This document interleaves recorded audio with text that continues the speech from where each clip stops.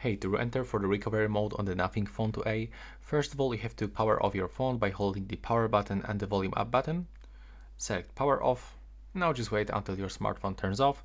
And next we have to click and hold the power button and the volume up button together. So keep holding.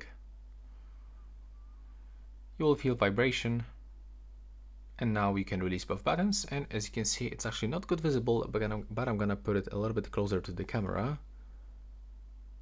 There we go. As you can see here we got the recovery mode, the fast boot mode and the normal mode. So we have to actually scroll with the volume up button to the recovery mode. As you can see right now it is selected with this small arrow, and now we have to click on the volume down button to click OK and enter. Now just wait, your smartphone will be turned off. It will actually reboot into the recovery mode. Now your screen goes black and you've got this information, the no comment. So what you have to do right now is actually to click on the power button and click once on the volume up. And now as you can see, we are in the recovery mode.